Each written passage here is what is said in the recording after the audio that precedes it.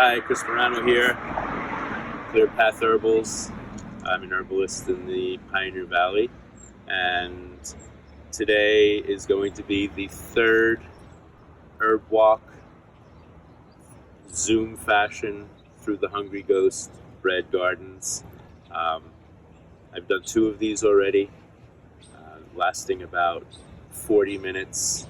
I'll do each plant and then stop the video, and then later on we'll splice them together, so you'll have a simulation of an herb walk talking about many of the medicinals. We rarely ever get a chance to do this when we have speakers come in, because the speakers are speaking about their own specialty and nobody's taking you on an herb walk. This is one of the few good things that's happening with COVID and everybody having to stay away from meeting and gathering, is that we can bring the gardens to you in this fashion. So this will probably be aired in August, but today is actually July 12th, and I like talking about plants that are in full bloom because they are so beautiful at this point. So I think you already know about everything that's happening with Local Harmony and these gardens and what we do, so I'll just get right into it and talk about this wonderful plant right here. If you notice, this is called balloon flower. Scientific name is Platycodon grandiflorus. Right now, zooming in on the beautiful open flowers. It's in the bellflower family, this beautiful violet purple color, but also this balloon shape. Before the flower opens up, it looks like a hot air balloon, and then it pops open, and the flowers are coming out all summer long. This is known as a very famous horticultural throughout Europe and the United States. It's native to China. What we don't know about it here in the West is that in China, in their herbal medicine, this is powerful medicine. It's not the flower or the leaf, though, it's the root. The root is a pretty long taproot, white to a very pale yellowish color. It's actually edible. It's used in high-end pastry confections with starchy, kind of unique flavor. It's also fermented, made into an alcoholic beverage. This is like traditionally. However, what it's famous for in China, besides its beauty, is its medicine, particularly for the lungs. This is considered one of the most important and diverse lung tonics in Chinese medicine. Very rarely used alone. In fact, I don't think it's ever used alone. What makes this unique is that its energetics are neutral. What that means, energetics, when we talk about plants, we speak about their flavor and how that can tell us information about its medicine. And energetics is along 2 spectra. One is temperature. Does this plant create more a cooling sensation to parts of your body, or more of a warming sensation? And cooling and warming also means decelerating and accelerating. And also the other spectrum is in moisture. Is it drying, or is it more moistening to tissue? So when a plant is neutral, meaning right down the middle, then it makes it very diverse and useful in formulas, because often the energetics of an illness or a disharmony are leaning towards one side or another. So balloon flower is profound lung medicine. What if your lung issue is leaning towards a very hot and dry condition, or a very cold and damp condition?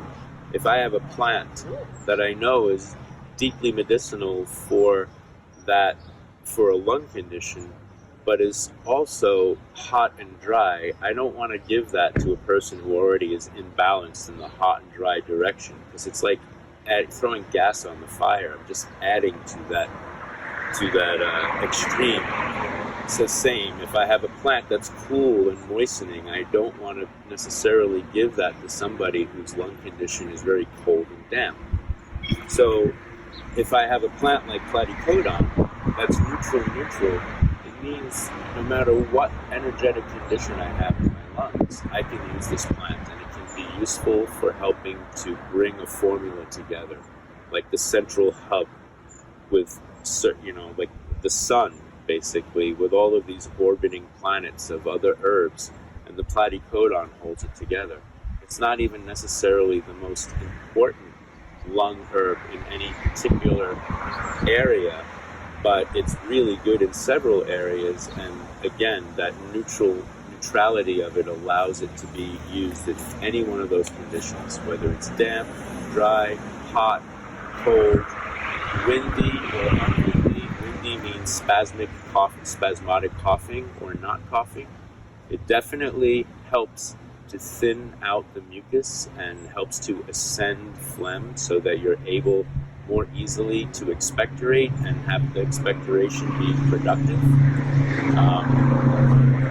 It is other benefit that the Chinese speak to in regard to the lungs is they say it helps to ascend the qi. It's useful for helping to carry other herbs that might be useful for the lungs, but might not be as good at getting through the channels to that. Platycodon kind of brings these other plants along and helps to raise their medicine through the lungs, so you can raise the vitality of your lungs and expectorate out what needs to be expectorated. It's useful for lung conditions, acute or chronic bronchitis, acute bronchitis, acute illness of any kind for the lungs, but also chronic asthma. It's used in emphysema formulas, anything having to do with helping to improve the strength of the lungs and keep it from getting filled with phlegm, keeping the phlegm thin and moving it out. What else about this plant? It also has a marked effect on blood and cholesterol and triglyceride and fat levels in the blood. Has a marked ability to lower the more debilitating low-density lipoproteins, the LDL cholesterol. Same with triglycerides. It does this at the intestinal level. It helps to reduce or inhibit the ability of your digestive system to break down fats into their smaller components, so you just wind up flushing it out without absorbing it, especially in regard to the low-density lipoproteins. For that reason, it's used in a lot of cardiovascular, heart disease, blood prevention formulas. It's also used a lot in obesity formulas. It's used in weight reduction protocols because of its ability to help metabolize or prevent the fats from being metabolized, so you can flush them out of your body before they start to become an issue. It also has pretty profound lymphimmune properties. It has anti-cancer and anti-mutagenic properties, particularly towards lung cancers, but also towards rectal and colon cancers and liver cancer. I use it often in protocols, especially when people are trying to do something complementary around a lung cancer protocol. And it also has very strong liver protective, what we say hepatoprotective properties for the liver. So useful in formulas to help in gentle liver tonic or to help lower elevated liver enzymes. What else do I want to say about this? Yeah, there's one of these plants that I really recommend bringing into your garden. It's beloved by pollinators. It's beautiful to look at. It's easy to grow. It spreads, but it doesn't take over. It's not invasive. You could actually try the root as food. Probably go to the internet and look up Platycodon grandiflorus edibility recipes. And finally, this is very valuable medicine. When people are complaining about Chinese medicines being hard to trust because we don't know where they're coming from, and they might be having heavy metal toxicity if they're coming from places and farms in China where the environmental restrictions aren't as strong as they are here, but it's growing here. So that excuse goes out the window. Grow these plants in your own garden, and this medicine is always available. So, yeah, that's what I want to say about platycodon or balloon flower. And I'll see you at the next plant. Thanks.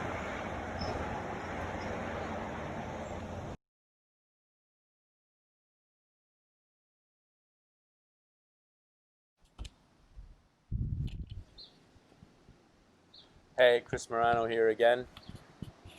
Sitting down in front of, which I think you all recognize, is a patch of echinacea. This echinacea is not your typical Echinacea purpurea or purple cone flower. This is another variety. People say, well, is it a cultivar? Yeah, it could be a cultivar, but there are numerous species of echinacea throughout the United States, some of them very, very localized to particular habitats or regions that could be as small as like one part of a state. I know there's Echinacea tenensiensis that has a color that's closer to this rather than purple, and it has narrow leaves, and it grows pretty much just in this one area of Tennessee. So the main echinacea species that we use for medicine are the common variety that you see in most gardens. We didn't actually grow Echinacea purpurea here because it was so common. We wanted to try other variety. So I actually can't tell you what this variety actually is. I can't remember what species. But the two main medicines are Echinacea purpurea and Echinacea angustifolia, which doesn't grow as easily in this part of the country. It grows easier out in the prairie states, and its leaves are a little bit lighter in color, and flower petals. And its flower petals are also more narrow than this. This has the shape of a typical purple cone flower in terms of the robustness of the flower, but the color would definitely be that magenta shade. It's famous medicine, right? And even people who don't know anything about herbs have heard of echinacea. It's one of the superstars that has unfortunately created controversy and a double-edged sword about it. People on both sides of the fences saying that it's incredible, you can use it for any kind of sickness whatsoever. And whenever people say that, that's like a warning signal. You know, you would never want to give that kind of reputation to a human being and just over inflate their capacity. And it's saying, please don't say those things about me. You know, I can do this here and here and here, but I can't do everything. So that's one problem that people have with echinacea. And then there's the other side of the fence that people say, well, its reputation is completely overblown to begin with, and it actually doesn't work that well at all. And it's minor medicine, and its reputation is completely unmerited, and I never use it in my craft. And I don't know too many herbalists like that, but that is also out there, and I feel that that's also an unworthy. It's not worthy of that criticism. So the medicine runs through the entirety of the plant. The German E-Commission, which is one of the best Western resources for giving valid information about plant medicine, says that the medicine is strongest in the stem juice. So if you were to have like an old school wheatgrass juicer and collect a whole bunch of this plant medicine, because the medicine's also in the flower, the petals, the seed cone, it's also in the leaves, it's in the stem, it's famously in the roots, and it's also in the seed. So of course you can't get the seed when it's in full flower. You have to come back later when the petals drop and the seed is going dry. But during this time of year, when you take the fresh above ground plant, if you have a wheatgrass juicer, you would strip all the leaves and the flowers off and then run these stems through the wheatgrass juicer and just extricate the juice that's in there, and then just add it right into whatever you're preparing. When I make this medicine, I make it triple strong. So I don't even have an Echinacea tincture on my shelf. I have an Echinacea Supreme or Echinacea Plus. So in the summertime, when the above ground part of the plant is in full flower, I take this plant. I take it.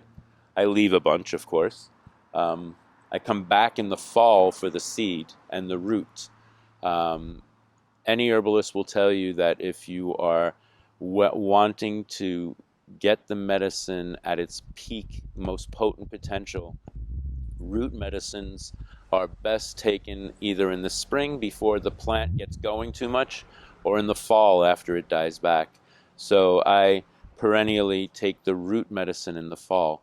I obviously take the summertime flower medicine and leaf medicine in the summer. So I make tincture of that, I press it out, and then in the fall, I use that same tincture, liquid, and I grab the root from the plants when all the medicine has gone back into the root again, and I use that tincture that already has echinacea medicine from the leaf and stem and flower, and I put root medicine in there and seed medicine in there, because that's when the seeds are also available. And now I have a more comprehensive medicine, and it's double potency because I used the same amount of liquid. I didn't double the amount of liquid. And then I usually purchase, because I can't find it here, a pound or so of the Echinacea angustifolia root, just to bring another species in and round it out. The general rule of thumb is that Echinacea angustifolia is the strongest. But I've heard also people saying that they've brought the medicine to the labs to have tested, and it's extremely variable. So that being said, I haven't said a thing about the plant's medicine yet, because I'm automatically assuming that you all know it. And so now I'll talk about that. The plant medicine is profound immune stimulating medicine. It's not necessarily immune strengthener or an deep immune tonic. It works on the level of your first responder surface immune system, in your macrophage phagocytes, the scavengers that are moving through your blood and your lymph, in concert with your white blood cells, trying to corral anything that might be sickness-inducing to you, particularly viruses and bacteria. So echinacea is an immune stimulant. It's also even better at being a lymphatic remedy. It helps to keep the lymph circulatory system in your body moving. It keeps it thinner, not in a weak, thin kind of way, but in a not viscous, slow-moving way. So echinacea really keys in for immune stimulation and preventing illness in the upper respiratory tract. So from here up, between the chest, in through the throat and the neck and the lymph vessels in the neck, and into the sinuses and in the head. One of the very best combinations for strep throat is a combination of echinacea and golden seal. The two of them have been you can often find them in drugstores and health stores combined together, because they work in two different areas, but to try and get the same thing done. Golden seal being antibacterial and very antiseptic to mucous membrane tissue. Echinacea being very immune stimulating and lymph moving through the similar mucous membrane tissue. They key in, as I said, strongly for helping to inhibit and move through strep throat faster. I know a lot of people out there say they draw the line at strep throat, and they just give antibiotics because there are a couple of strains of strep throat that can drop down and infect the heart and cause a much more serious heart condition. So they don't want to risk it, and so you go immediately on antibiotics. Well, it doesn't mean you can't do echinacea and golden seal anyway. Echinacea and golden seal helps to resolve the issue. Why not address it from two different angles? You'll get over it faster. Also, some people don't even know and don't get tested to see if they have strep. They never take antibiotics in the first place. So this is very valuable medicine. But besides strep, I use echinacea for any kind of upper respiratory illness, onset of cold, onset of flu, onset of anything that feels untoward in my sinus or throat passages, whether it's an illness, viral, or bacterial, or an allergy. Because echinacea, interestingly enough, while it's stimulating to the surface immune system, it's modulating and inhibiting to overhistamine production. So echinacea becomes very valuable in allergy prevention and allergy relief formulas. And by allergy, I mean environmental allergies. I wouldn't take echinacea for an allergy to peanuts, not things you eat, but pollen. So there are several plants out there that are simultaneously stimulating to the surface immune system in one direction, like lymph and phagocytes, but then modulating to the immune system, surface immune system, in the area of mast cells where your histamine is stored. So echinacea is useful in a hyperimmune protocols, which means you can also think about echinacea, and this is one of the areas where it's not known too much, in autoimmune formulas, because autoimmunity may have an underlying deficiency, but where it's acting in a hyperimmune state and attacking your own body for some reason. Because of inflammation, it's not some reason.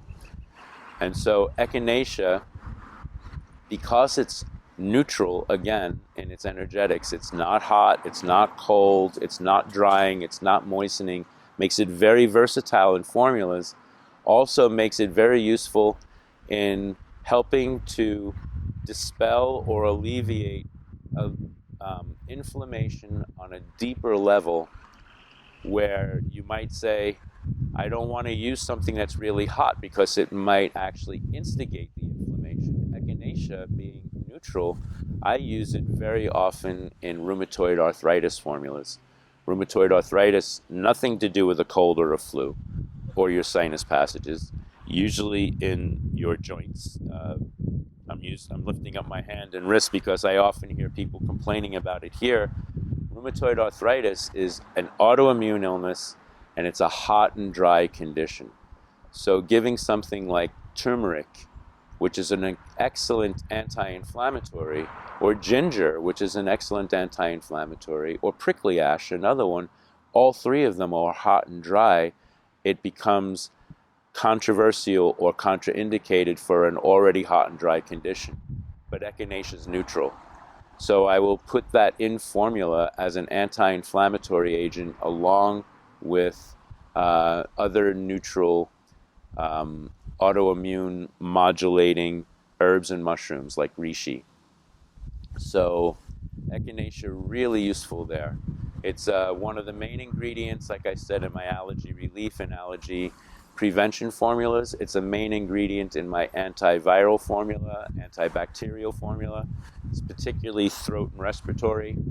And it's also a main ingredient in my lymphatic formula, along with red clover, burdock, violet leaves, spilanthes, poke root.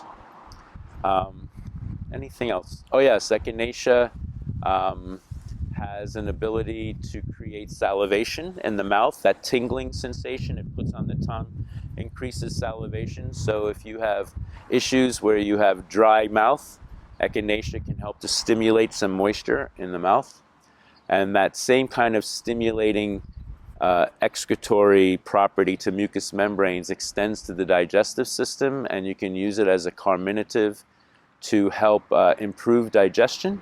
Although I don't use it here ever because there's a lot of spices that do that as well, and then you also have flavorful. So why use echinacea when you can use, cumin or coriander or rosemary or any another 100 spices in your spice rack? So that's echinacea for the most part. Again, really beautiful, awesomely attractive to pollinators, to butterflies, moths, bees. Wonderful in the garden, wonderful if you're converting your lawn into a meadow. Doesn't need your help, has a long lifespan. If it doesn't get knocked out by disease, echinacea can live for 35 to 50 years. The root medicine you want to take in the third year, maximally, optimally best. Fourth year, also okay. Prior to the third year, the root's not really big enough. And after the fourth year, it gets too woody. So third year is maximum amount coupled with maximum still soft and juicy. So, yeah, that's what I want to say about echinacea. Thanks a lot.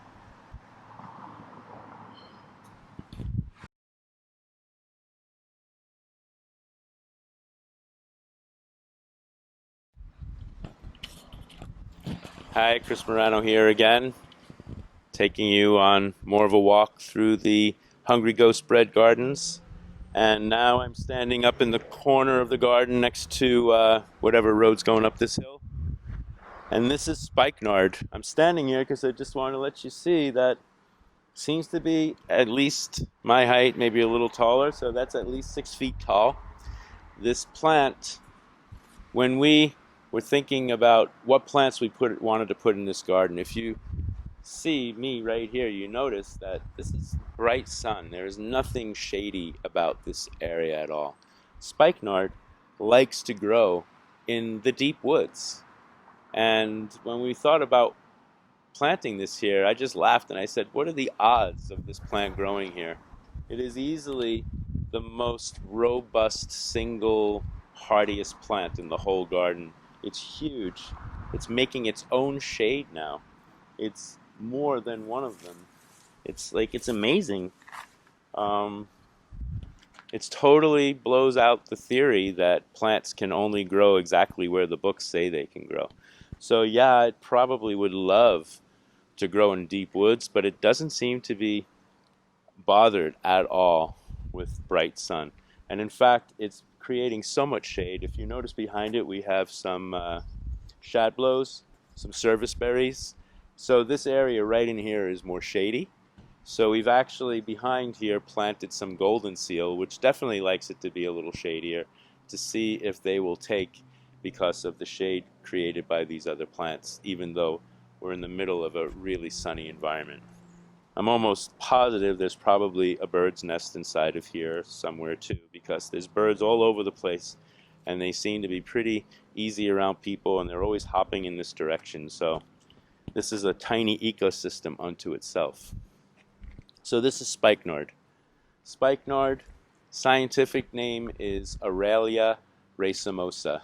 So if you know your plant families at all, you know that Aralia is the ginseng family.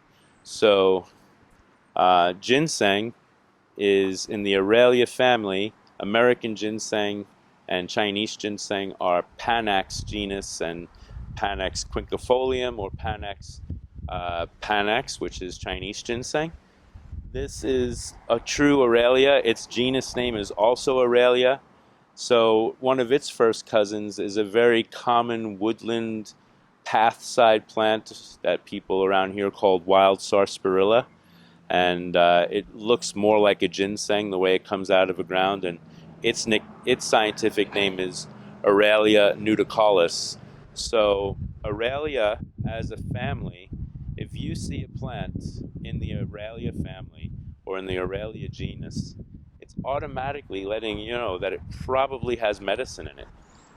It's in the ginseng family. The ginseng is in in North America is considered king of the plant medicines for healing the body in many First Nations people's traditions. In China, Chinese ginseng is considered king of their medicine. So no matter where you go, if ginseng is present, ginseng is considered the preeminent medicine. It has a respect and a royalty about it that I rarely see around plants. It's like people speak about ginseng the way they speak about gold. Like gold is for royalty, like Egyptian gold from old times. This is the way people speak about ginseng, and the Aurelia genus, I think, extrapolated out, and the Aurelia family, I meant to say. So the medicine of this plant, like most ginseng family, is the root.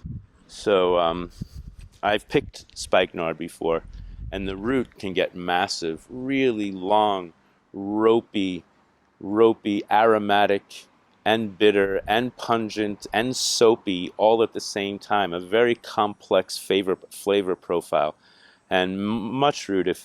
If I was to take this single plant here and all the roots in it, I would have enough spikenard medicine to supply me for many years and every herbalist in the area.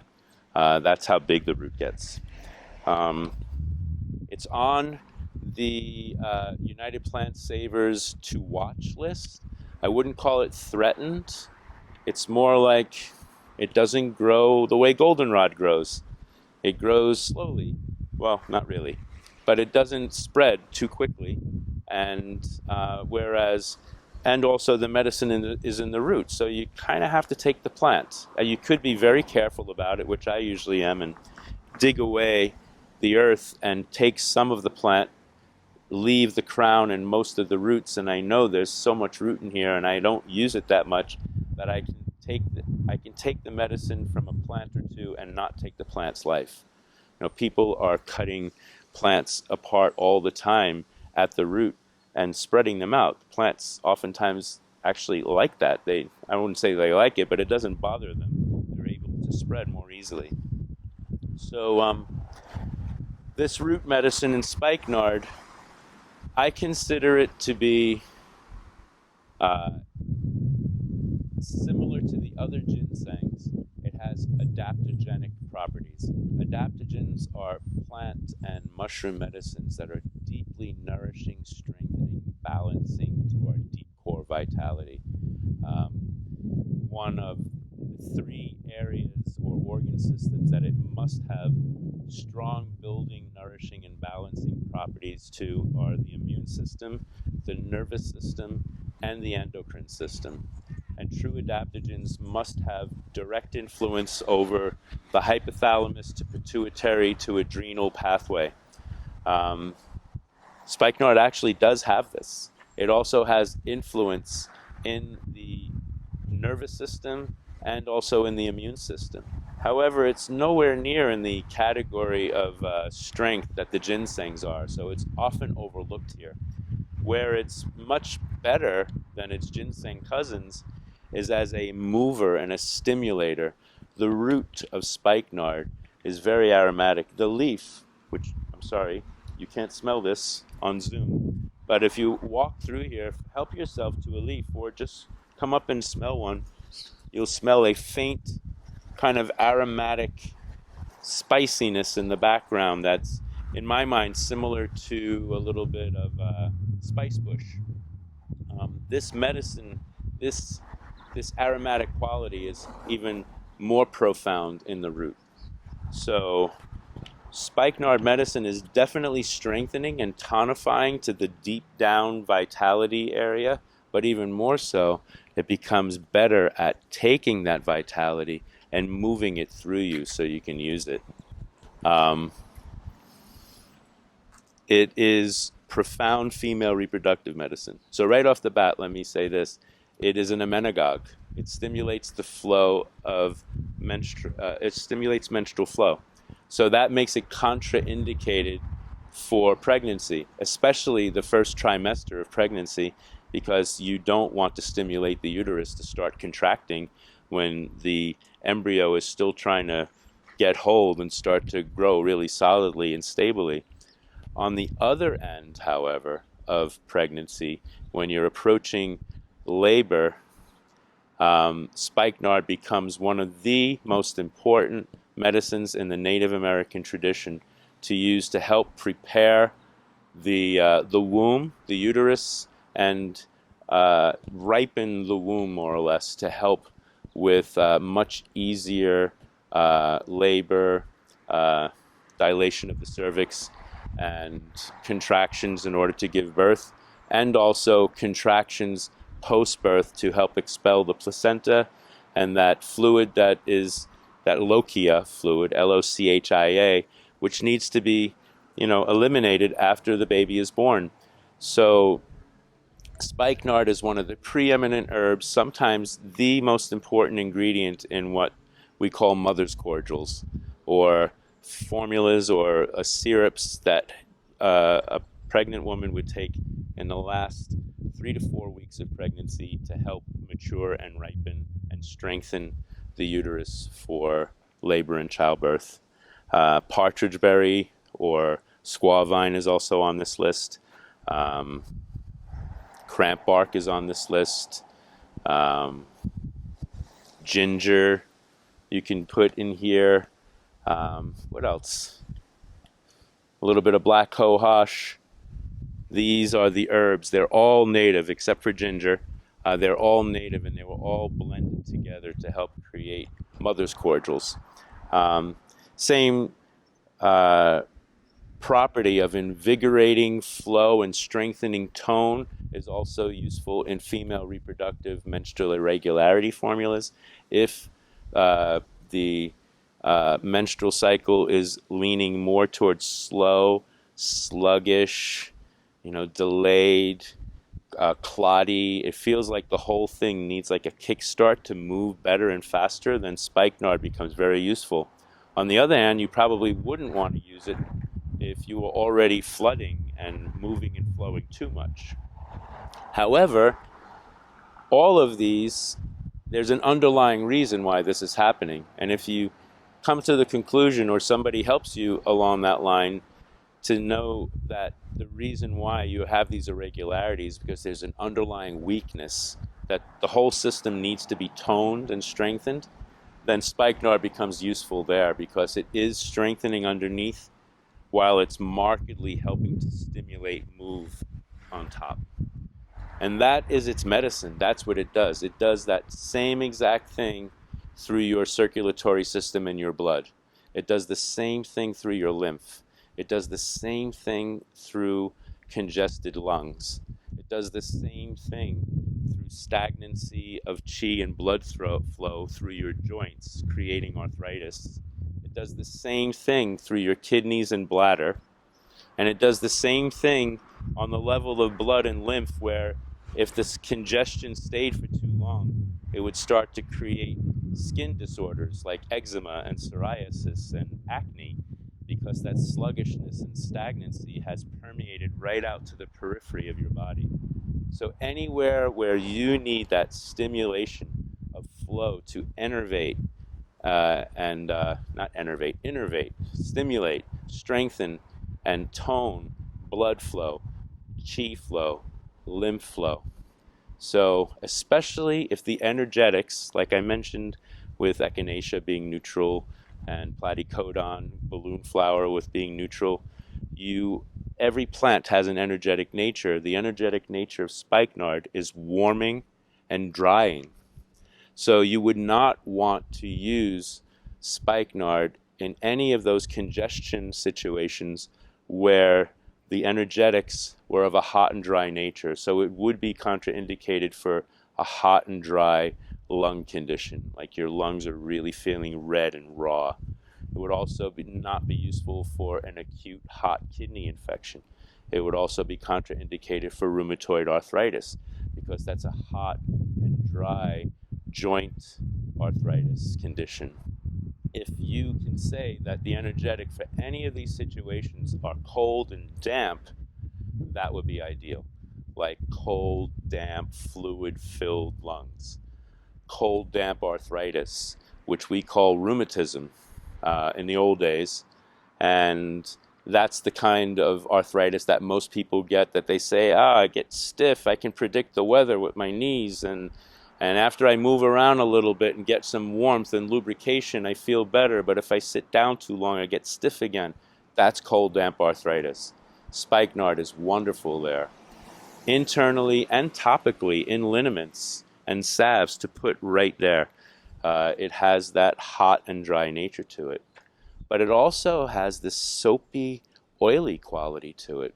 So when we talk about dryness and moisture, what are we talking about? If I'm talking about mucous membrane, watery moisture through my lymph, in my skin maybe, in my intestines, in my lungs, that's water. And that's where it's drying. But oil is deeper. What about the actual tissue? Are they lubricated? Think of like old leather. You know, you want to bring luster and softness back to an old baseball glove or something. You don't put it in water. That's going to make it worse. You put it in oil and you rub it in and it gets its luster back. And that deep, oily lubrication, it's lubricating. So that's moisturizing. But, you know, moisturizing the way we would put an oily lotion on our skin to moisturize and bring the dryness away, as opposed to putting something watery on our skin in order to get away with, you know, just cleaning it. And you have to, I think on our skin level, we're aware of those differences, but that also segues into our deeper organs. And there, when that's getting dried out, that's called atrophic. And atrophy means deficiency. And this, being an oily, adaptogenic medicine, is also going deep down into those places that need it and helps to strengthen and tonify there, while on the upper level, through the mucous membranes and the digestive system, it's drying things out. So very useful for the digestive system if you have boggy, stagnant queasiness. Very useful for the urinary system if your bladder feels like it contains urine that's cloudy and congested and kind of murky. It just flushes all that out. If you feel like you've got swollen lymph glands and your lymph's not flowing enough, spikenard just moves it. And again, through the joints, through the lungs, cold, damp asthma, cold, damp mucus. The more damp and cool and viscous and mucousy and stagnant it looks, the more you want to expel it, especially if it's of a clear or pale yellow color. So, what else? Oh, immune system. Profound working through the immune system, the lymphatic system, anti-cancer properties, anti-allergic properties like echinacea, and also it has properties in it that help to combat spirochetes. This makes I just gave it away. This makes spikenard a very valuable herb to consider in Lyme protocols, because the Lyme bacteria is a spirochete, and spikenard was used in protocols in decades ago in syphilis protocols, which is a spirochete and a cousin to the Lyme bacteria. So I would strongly consider spikenard as part of your Lyme protocol, especially if the Lyme is affecting the joints, especially if it's going in and creating flu-like congested symptoms in your lungs, or if you're feeling just like you're just getting low-key and low-key and you need a kickstart in the brain and the mind and movement. Definitely look for spikenard. And a lot of people are, here we are again in COVID time. And I know we're saying that COVID can go very deep and far and wide through the cardiovascular system, but we also know that it was creating deep congestion in the lungs. And the people who were doing best with that acute condition were those that were able to keep the mucus thin and expectorate it so that they could have greater lung capacity. Again, spikenard would be ideal here. So, truly wonderful medicine. Overlooked, underused, underrated, but also take care of it. And it puts out, see, if I come there in another couple of weeks, this is going to turn into beautiful flowers that are eventually going to become beautiful berries. Birds love them. The medicine that's in the root is equally in the berry. The berry is also got a tasty quality to it. You can add it to some foods in small amounts, and they're going to spread. You could, if you have any kind of property or land in where you have some forest in the back, just throw those seeds down and see. And once they take off, they take off. They don't really need your help. So I love this plant. Very hardy and strong. All right. Thanks a lot. Take care.